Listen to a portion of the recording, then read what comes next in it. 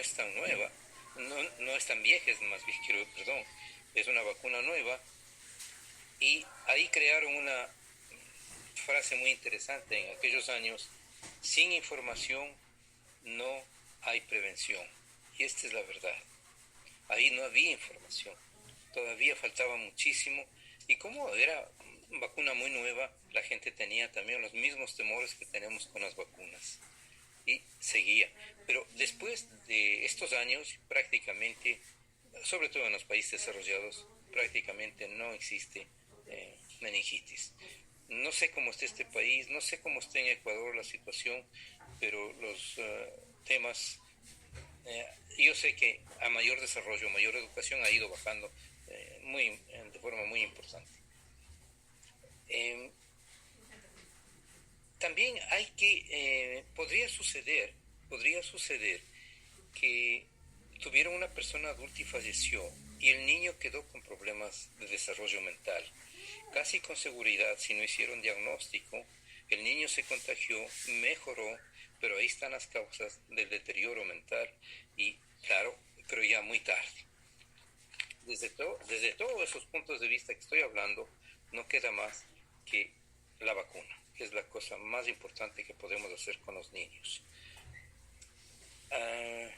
Antes de la pandemia, fue muy interesante, de la pandemia que estamos pasando, entre paréntesis, no hemos pasado la pandemia, por Dios. Sigamos con la mascarilla, sigamos haciendo exámenes y sigamos con las precauciones de bioseguridad. Antes de la pandemia hubo más meningitis. Después de la pandemia, con el uso de la mascarilla, todo lo que se transmite por la boca, toser, estornudar, bajó en forma importante. De modo que fue un hallazgo excelente, que después de la pandemia prácticamente había descendido un 31% de casos. Lo que significa que la mascarilla sigue siendo tan buena. Nunca apreciamos tanto los médicos como ahora, después de la pandemia. Ha servido muchísimo. Las gripes el año pasado en Estados Unidos bajaron hasta el 80%.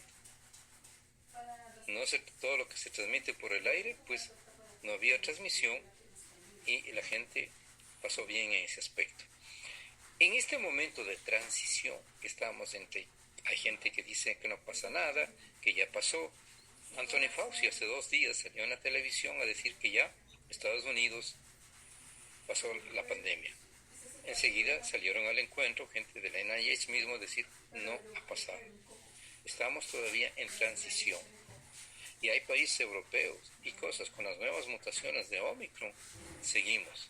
Y la misma OMS, la Organización Mundial de la Salud, ha tenido que decir: no hemos pasado, seguimos en pandemia, y mejor que cada país resuelva sus problemas y trabaje en prevención.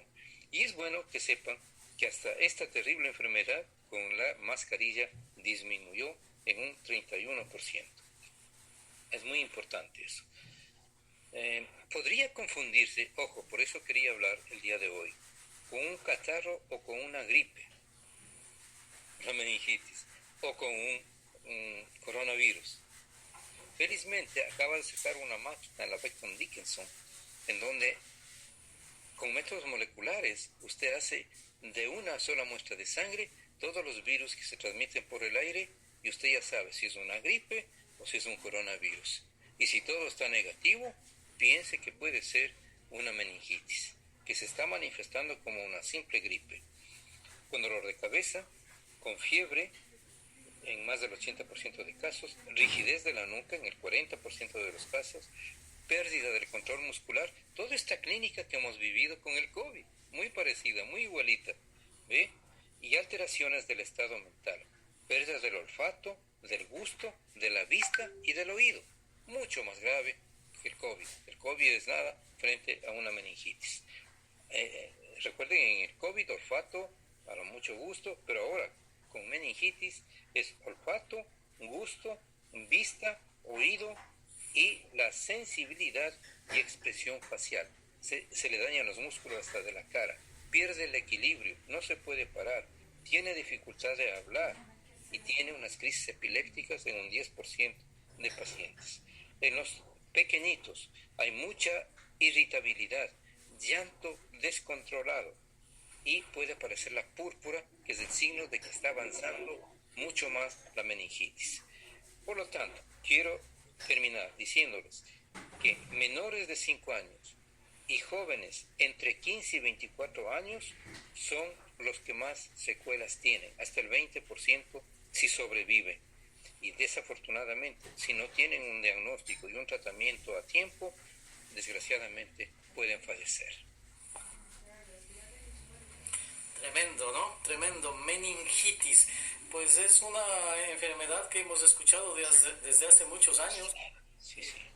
Posiblemente, pues claro, también por el descuido, la falta de prevención, la falta de educación, hemos dejado que pase. Y Exacto. yo creo que esta es la oportunidad que, doctor, gracias a usted que haya tocado este tema, que haya mucha gente que nos esté escuchando, nos esté viendo y que ponga cartas inmediatas sobre el asunto. ¿Cuál sería, doctor, el mecanismo de prevenir, detectar? ¿Cómo se puede hacer para siempre se está sujeto al examen regular del médico de cabecera o es algún síntoma como los que nos acaba de enlistar, que son varios?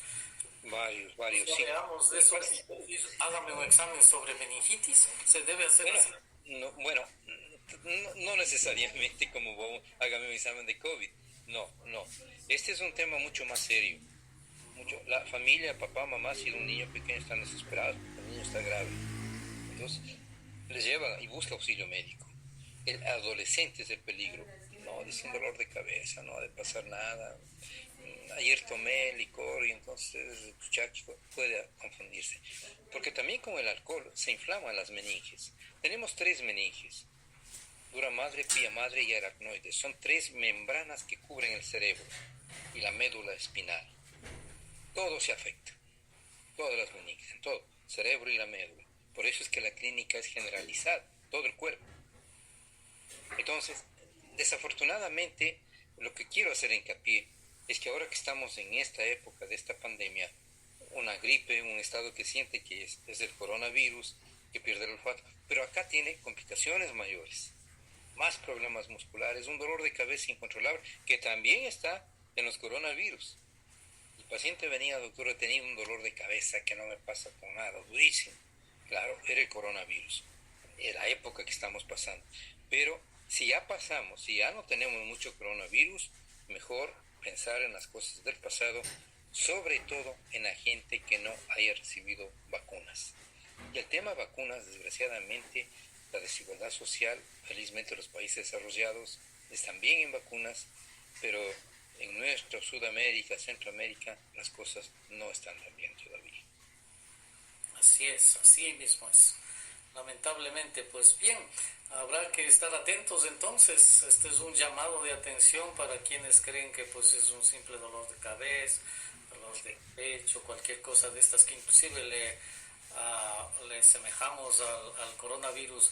Estar atento para consultar al médico y descartar estas enfermedades que pues, son tremendas, ¿no? De catástrofe. Sí. El tema, por eso le decía, el coronavirus se queda corto. Y hay gente, jóvenes, que les he dado de estas edades, entre 15 y 24 años, claro, los no vacunados para coronavirus son los que están graves y se han muerto también. Ha sucedido, doctor, que a veces le han dicho, estaba bien el hombre y ya no puede caminar, se atrofió, ya le pasó, y finalmente después de tanto tratamiento, ¿cuál fue el diagnóstico? Le dio meningitis. Correcto. Por eso yo no quisiera que lleguen a ese punto ya cuando está con secuelas. Yo lo que quisiera es que una persona, que usted tiene, sospecha una gripe, catarro, tos, fiebre, dolor de cabeza, dolores musculares, decaimiento, no puede hablar y nota que pierde todos los sentidos. Nosotros lo llamamos los pares craneales. Pierde la vista, pierde el olfato, pierde el gusto, todo, el oído. Oh, Dios mío, eso ya puede ser meningitis. Ya no es coronavirus, ya no es una gripe común y corriente. Ah, pero es que no ha recibido nunca las vacunas. En mi país no habían esas vacunas. Esté donde esté le puede dar una meningitis a cualquier edad. Pues muy bien. Doctor, tengo varios comentarios que van desde aquel tema espinoso que tratamos de la unión de los... dice aquí padre Tito Aranda, dice, la humanidad está totalmente desquiciada. ¿Cómo es posible que ya en algunos países uno no pueda contraer nupcias normales? Y más bien ahora hablan hasta de casarse con las mascotas. Bueno, este punto por lo menos agradable que nos haga reír padre. Bueno, pero en la realidad es esto, ¿no? Duerme con las mascotas, ama a la mascota, se enferma a la mascota, gasta miles de dólares en la mascota, porque tiene que amar a alguien. Los seres humanos estamos hechos para amar. Así mismo es. Doña Shirley Janet Marta Aragón dice, una pregunta. Buenas noches. Desde el punto de vista científico y biológico, ¿esto de la homosexualidad es heredable? Mire, no teníamos los estudios de genoma humano, nos faltaba. Y este 31 de marzo acaba de terminarse el genoma humano. Y esos vacíos que tenían, hay que investigar ahora enfermedad por enfermedad e ir encontrando los genes. Voy a dar un ejemplo. Fibrosis quística, que es una enfermedad muy fea. Es una enfermedad que tiene fibrosis quística no en forma expresiva, sin tener la enfermedad, solo los genes. Tiene una ecuatoriana y se casa con un suizo, para que vean cómo es la realidad. Se casa marido y mujer y ¡pum!, nace un niño con fibrosis quística, porque los dos tenían esos genes. Esa calidad de estudios que antes no teníamos, hoy ya sabemos, y sabemos dónde está la mutación de la fibrosis quística. Entonces ahora el siguiente paso es trabajar para evitar que esa mutación se manifieste en el niño. En homosexualidad no tenemos todavía eso. Entonces, claro, no hemos podido decir es una enfermedad genética, no podemos todavía. Pero quién sabe, muy pronto, con los nuevos estudios, con el genoma humano completo, podremos explicar. O sea, ahí se podrá descartar totalmente aquello de que no es que se nace, sino que se hace.